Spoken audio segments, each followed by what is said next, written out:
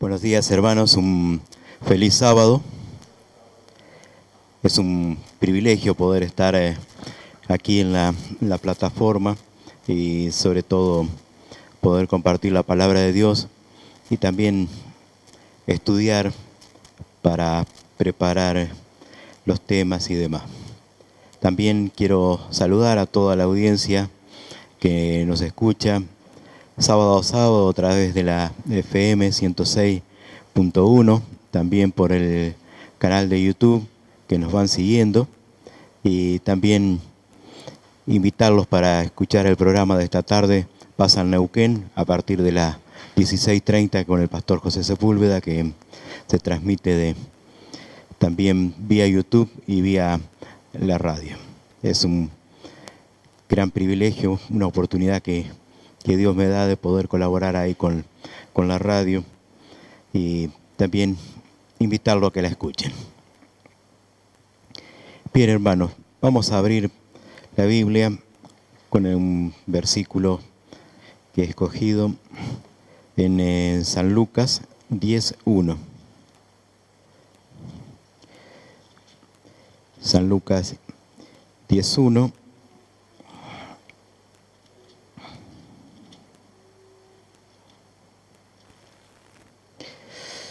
Que nos dice: después de esto, el Señor escogió a otros 72 para enviarlos de 2 en 2 delante de Él, a todo pueblo y lugar donde Él pensaba ir.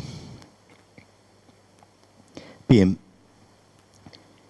quiero contarle algunas cositas de hace tiempo, hace más de 20 años, que cuando estaba trabajando como cronometrista en el rally y teníamos que cubrir los principales puestos, que son generalmente largada y llegada, los más importantes, donde hay que estar bien afinadito para tomar los tiempos y demás.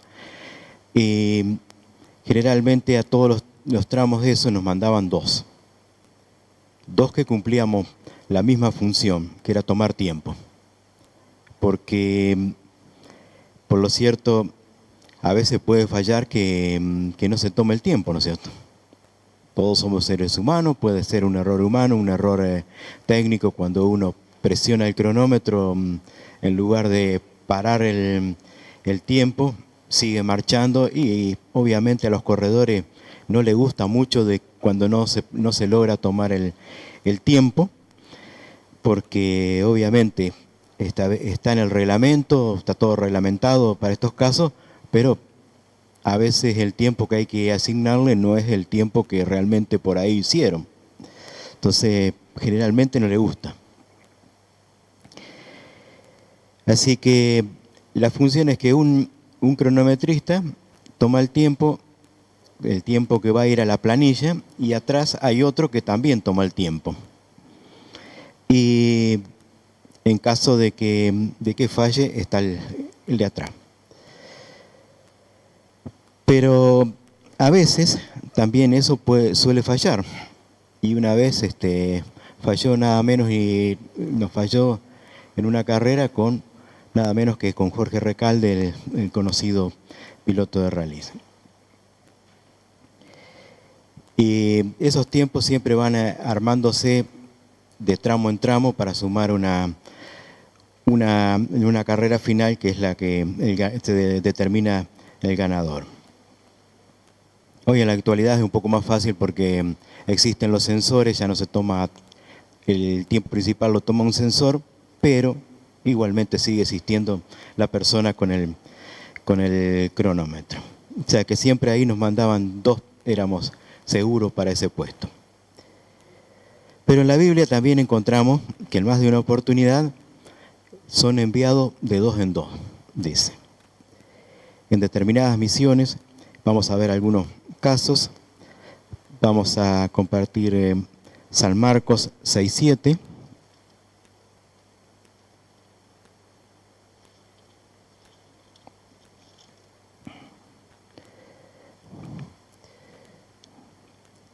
Ahí nos dice: reunió a los 12 y comenzó a enviarlos de 2 en 2, dando la autoridad sobre los espíritus malignos. de dos en dos son enviados, ¿no es cierto? También vamos a ver otro pasaje donde son enviados de dos, en Hechos 13:2. El libro de Hechos.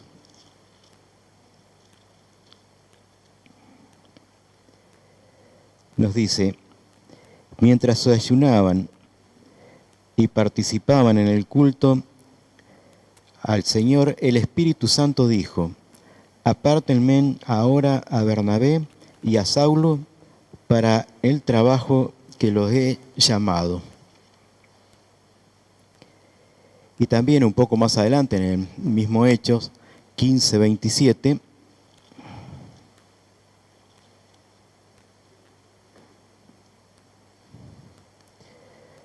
dice, por tanto les envío a Judas y a Silas para que les confirmen personalmente lo que les escribimos. Y aquí hemos leído 3 pasajes donde marcharon de dos en dos. Jesús envió a sus discípulos, también el Espíritu Santo separó a Bernabé y Saulo, y a su vez Judas y Silas fueron enviados con cartas a Antioquía para apoyar el trabajo que estaba realizando Pablo y Bernabé. O sea que esta forma de trabajo de dos en dos fue muy común en la iglesia primitiva. Vamos a leer el pasaje nuevamente que leímos al principio, en Lucas 10:1, donde nos dice, después de esto, el Señor escogió a otros 72 para enviarlos de dos en dos delante de Él a todo pueblo y lugar donde Él pensaba ir. Y según el comentario bíblico, nos dice que estaba en la región de Perea. La región de Perea, según el significado, dice que es al otro lado o más allá. Y estaba ubicada en el reino de Herodes el Grande, en aquella época, al este del río Jordán. Y también uno de sus límites era al oeste Samaria. Ahí se encontraba Jesús planificando el envío de dos en dos. Y anteriormente habían sido los 12 discípulos los que fueron enviados de esa forma, pero aquí formó un grupo mayor para enviarlo a Samaria. Y aquí en algunas versiones encontramos 70 o 72. Seguramente depende la versión que leemos.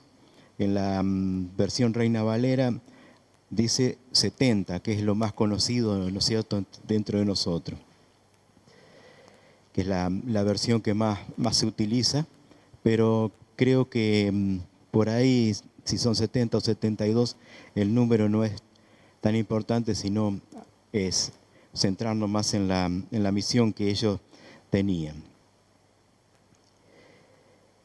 Y ellos iban a ser parte de una campaña evangelística donde tenían que ir a predicar a Samaria precisamente. Y Jesús iba a ir después, más adelante, con su ministerio un poco más extenso.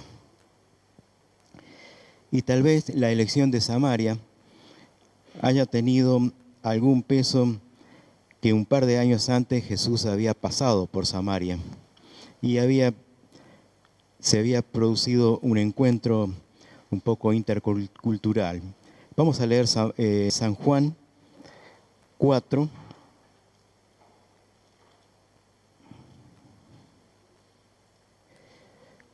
Y 5.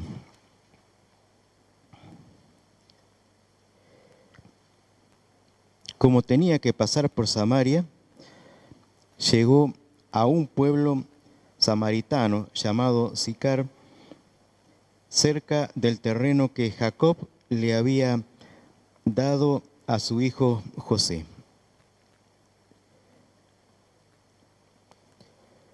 En Sicar Jesús había tenido, como dije anteriormente, un encuentro intercultural, porque la mayoría sabemos que samaritanos y judíos no había no había química, como dicen los chicos, no había onda, no se hablaban directamente.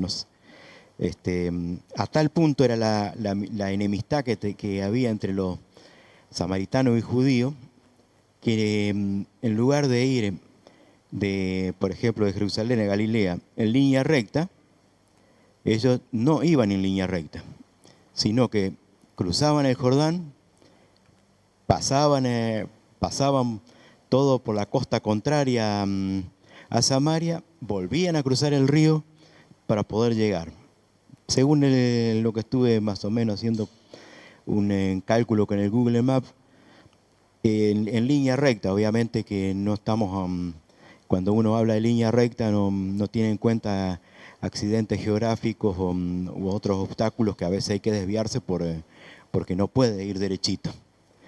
Y eran más o menos 121 kilómetros, pero ellos hacían 146 kilómetros con el agregado de tener que cruzar en 2 oportunidades el río. Es como si tendríamos que ir trayéndolo acá a Neuquén. Yo tengo que ir de Neuquén hasta Centenario. Pero no quiero pasar por uno de los barrios, por el parque industrial, vamos a poner. Entonces, ¿qué hago? Saco los puentes. Entonces, en lugar de ir por la ruta 7, si no me equivoco, directo, paso el río por el agua, no por los puentes, y agarro la 151, me voy caminando. Cuando llego a la altura de Centenario, vuelvo a pasar el río por el agua y llego. Cuando uno lo analiza, dice, una locura. Pero eso es lo que hacían con tal de no pasar por ese territorio. Y vamos a leer ahí en San Juan 4, el versículo 9.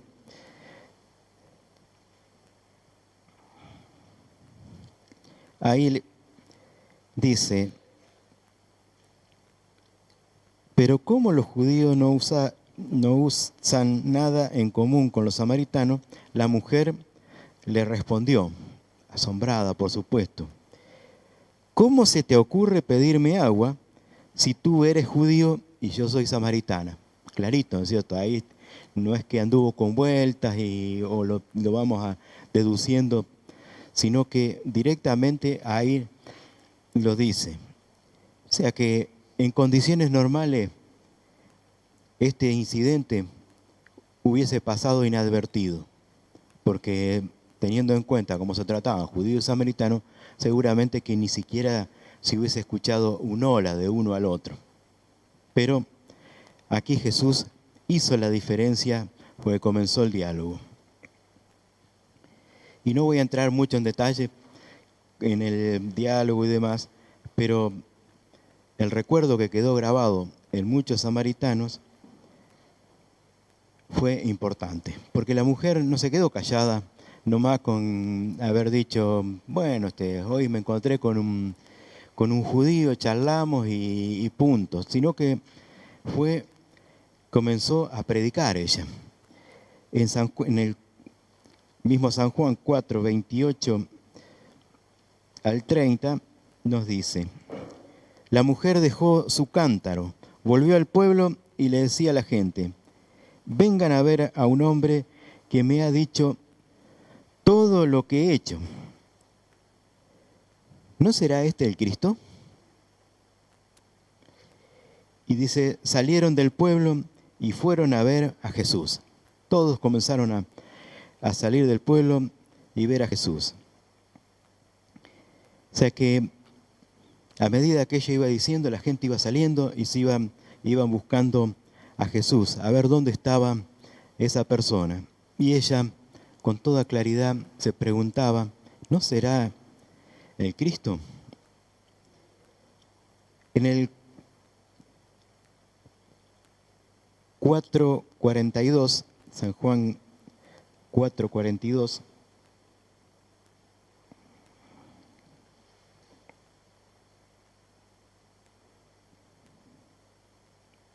bueno, acá tengo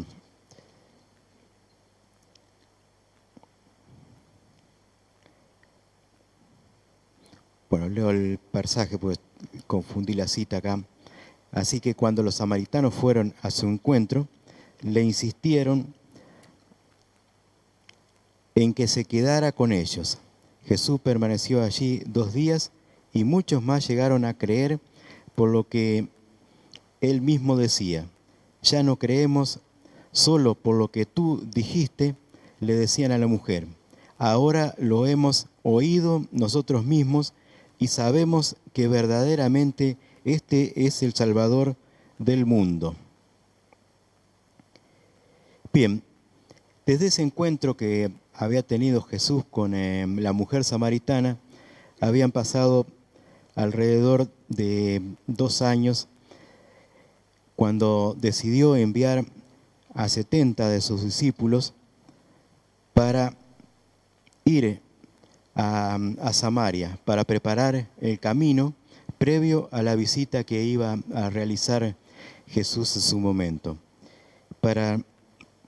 Y también ese camino que prepararon, también podemos decir que es el camino exitoso que años después de la resurrección de Cristo también fueron a predicar con éxito los apóstoles a la región de Samaria.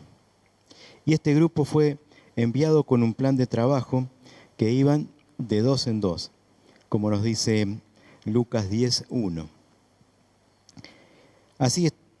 Así estarán fortalecidos cuando vamos predicando, que vamos de a 2, vamos fortalecidos unos a otros, porque cuando uno tiende a flaquear, el otro está ahí para empujarlo, y así sucesivamente, o cuando uno está muy allá en las nubes, viene el otro y lo baja un poco a tierra.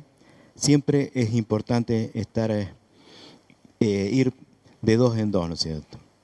También del versículo 2 al 15 ahí de San Lucas, Jesús le dejó una serie de recomendaciones que tenían que seguir y que muchas veces nos sirven aún en este siglo XXI. Voy a leer solamente San Lucas 10, 2 y 3.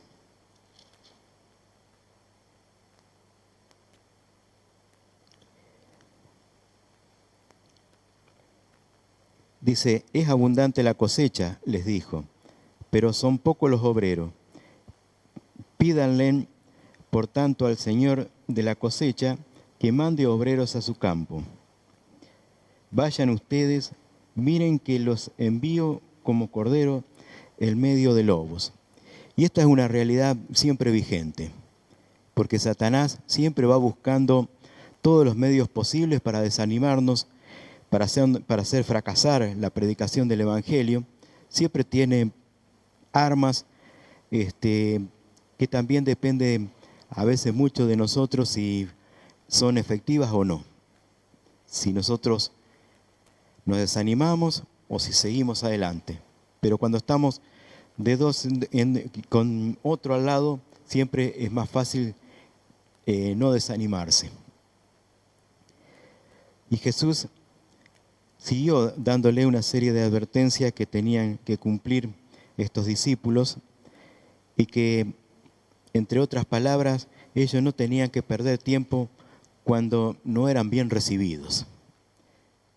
Dice ahí que si no eran bien recibidos, tenían que seguir buscando otros lugares donde sí eran bien recibidos, porque hay muchos esperando la predicación de la palabra de Dios. Y siempre recuerdo que hace muchos años en el ejército tuvimos la visita del pastor Daniel Belvedere y él dio una capacitación sobre el arte de dar estudios bíblicos. Y siempre me acuerdo que hizo hincapié en que teníamos que tener siempre 5 estudios dando vuelta, digamos.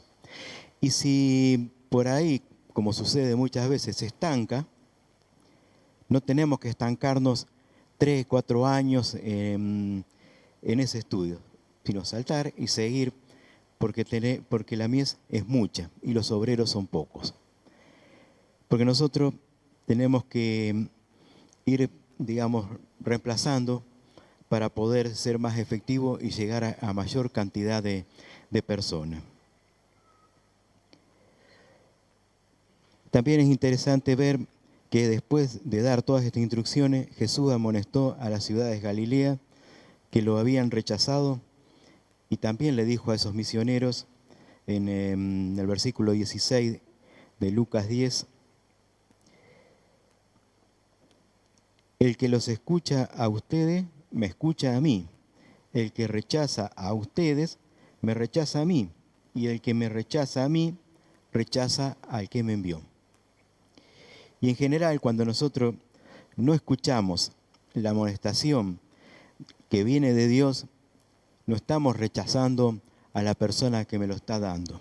Yo no estoy rechazando a Miguel, a Carlito o a quien sea, sino que estoy rechazando a Dios directamente. Porque las personas somos instrumentos de Dios. Tenemos que dejarnos usar. En las manos de Dios podemos hacer maravillas. Por nosotros mismos lo único que vamos a hacer son macanas. Pero en las manos de Dios podemos hacer grandes maravillas. Y ellos recorrieron los caminos de acuerdo con lo que Dios le dijo y sin detenerse y predicando constantemente, orando y sosteniéndose cada uno como pareja misionera. Muchos seguramente en ese ir y venir fueron sacudidos por Satanás, pero tenían esa advertencia que les había dado, que eran enviados como corderos, pero estaban en medio de lobos. Y los que alguna vez estuvimos en el campo sabemos lo que pasa con los corderos y los lobos. Generalmente el lobo no viene a jugar con los corderos, sino a llevárselo como parte de alimento. Están en la cadena alimentaria y no están de costadito, sino que están acá al medio de los ojos de los lobos. Y Jesús le dice, van a ir como cordero en medio de lobos rapaces, lobos hambrientos. Así que después de predicar y preparar el terreno para la visita de Jesús, y también, como dijimos antes, inconscientemente, lo harían para los discípulos después de la resurrección de Cristo, ese trabajo está registrado en Hechos 8:1, donde dice que se desata, o sea, que iban a ser los discípulos posteriormente, dice que se desata en Hechos 8:1 una persecución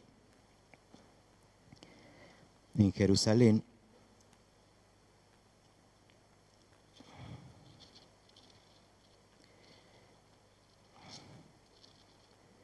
Hechos 8, 4 al 8. Dice, los que se habían dispersado predicaban la palabra por donde quiera que iban. Felipe bajó a una ciudad de Samaria y les anunciaba al Mesías. Al oír a Felipe y ver las señales milagrosas que realizaba mucha gente, se reunía y todos prestaban atención en su mensaje. De muchos endemoniados los espíritus malignos salían dando alaridos y un gran número de paralíticos y cojos quedaban sanos, y aquella ciudad se llenó de alegría. Se llenó de alegría, dice. Se llenó de alegría porque veían las maravillas que se iban haciendo en ese momento. Que fueron haciendo esta gente que fue dispersada, dice, pero que no se quedaron con decir, bueno, me voy y me meto debajo de la cama que no me encuentre nadie. Ellos siguieron en otros lugares, pero siguieron predicando. Tampoco dijeron, bueno, voy a esperar acá, total, la voluntad de Dios, que vengan los romanos, que me maten, ya está. No, ellos salieron a otros lugares, se fueron y siguieron predicando. Y volviendo un poco a los 70 discípulos, cuando regresaron de Samaria, de realizar el trabajo con mucha alegría, llegó el momento de los informes. Generalmente cuando nos envía alguien a un sector, después nos piden informes sobre el viaje que hicimos, sobre la capacitación o lo que sea, nos piden algún informe, ¿no es cierto? Y acá ellos no se fueron a un viaje de turismo, no fue un viaje de placer, sino que fue un viaje evangélico donde fueron a predicar. Y en este informe que está registrado en San Lucas 10, 17 al 18,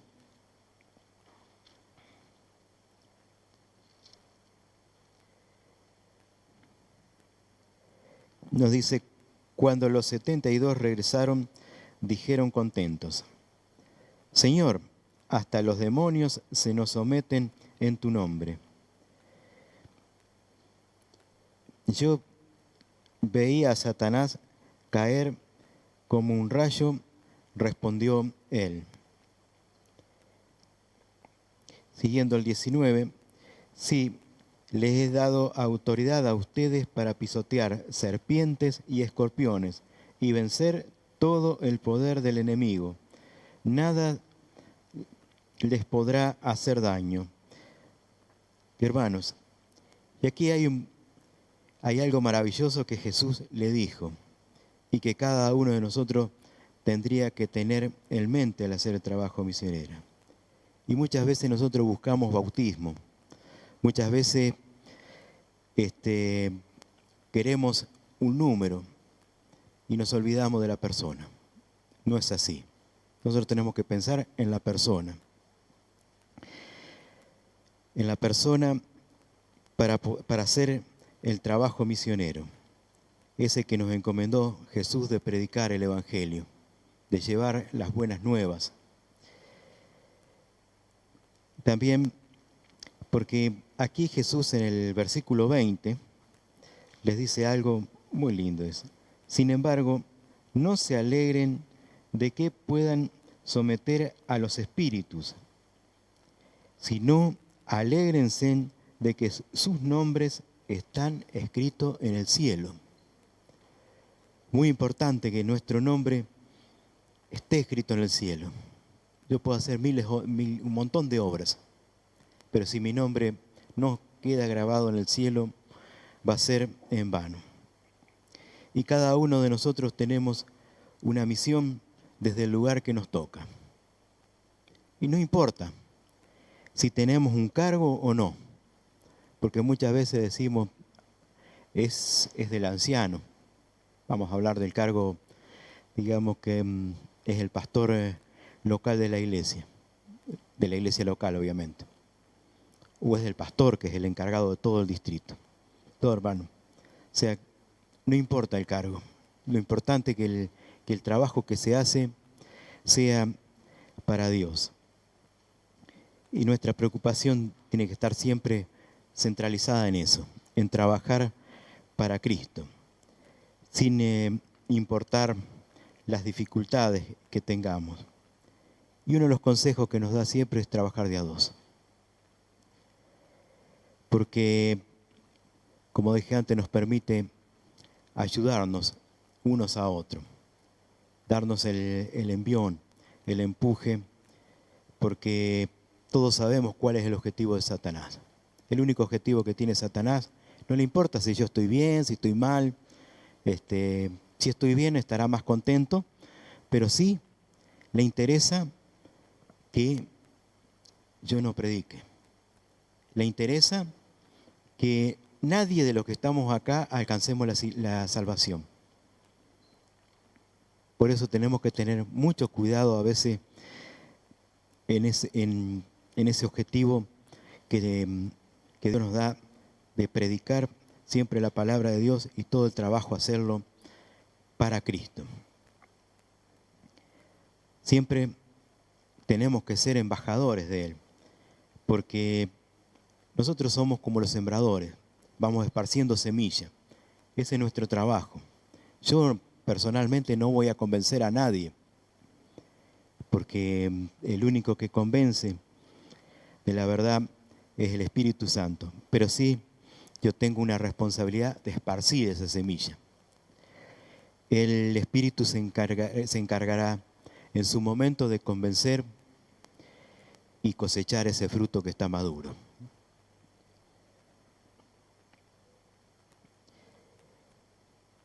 Para finalizar, hermanos, lo quiero hacer leyendo lo que dijeron los 70 o 72, según la versión, como dijimos antes, no importa. Cuando regresaron, vamos a leer del 17 al 20, nuevamente. Cuando los 72 regresaron, dijeron contentos: Señor, hasta los demonios se nos someten en tu nombre. Yo veía caer del cielo como un rayo, respondió él. Veía caer a Satanás, caer del cielo como un rayo, respondió él. Sí, les he dado autoridad a ustedes para pisotear serpientes y escorpiones y vencer todo el poder del enemigo. Nada les podrá hacer daño.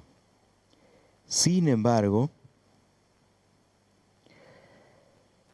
no se alegren de que puedan someter a los espíritus, sino de que sus nombres estén escritos en el cielo.